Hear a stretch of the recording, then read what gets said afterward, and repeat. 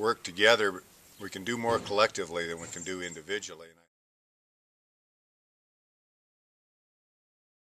My grandfather started this ranch in 1909, so we just celebrated our centennial last year. We're very proud of that. It's been in our family ever since. My father in the mid-50s built it up and expanded it, and then I came back in the 70s, and my sons came back here a few years ago.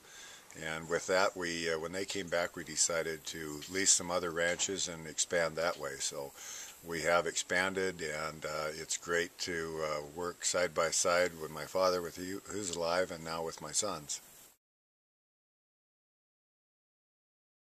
A few years ago, when we started to expand, we decided that we needed to control the only thing that we can control, which is our input costs. And so we looked at ways to doing that, and one of the things that we decided would work would be to calve at a later date. We calve our cows in May and June, and keep those calves over and sell them as yearlings the next September. So they're about 18 months old when we sell them.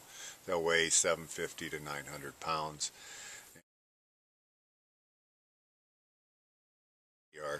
There are organizations such as Humane Society of the U.S. and PETA, John Marvel's Western Watershed Project, that are actually, their purpose is to put ranchers out of business, and not just our business, but it attacks our whole way of life. So we need to unite together to confront those challenges and to work with them in a manner that will allow us to stay in business.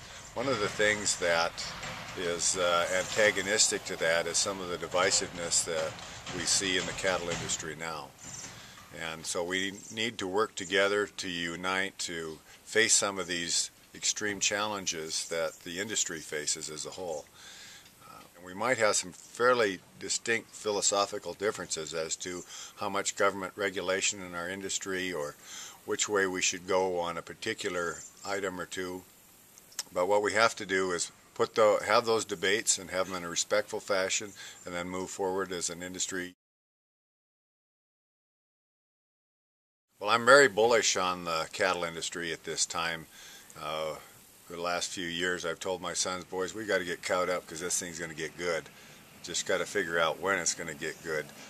We're getting the signal now to rebuild the cattle industry, and I think that's good. We've got some great news on the export markets. Demand, even considering the recession, demand is holding its own. It's kind of switched a little bit from some of the prime cuts to some of the end cuts, but we are moving a lot of product. And the cow herd is as small as it's been since the 50s. So as we look at expanding this cow herd in the last few years, say the last 10 or 15 years, we've always had a major drought somewhere in the country to contend with. Well, this year has been a great grass year all across the country, and prices have been very good. So we're definitely getting the signal to rebuild, and I hope people can get the financing to keep some heifers, more heifers than usual, or to go out there and buy some bred stock, because having a good, strong cattle herd is really going to be the foundation of what's going to make for success for all of us in the cattle industry.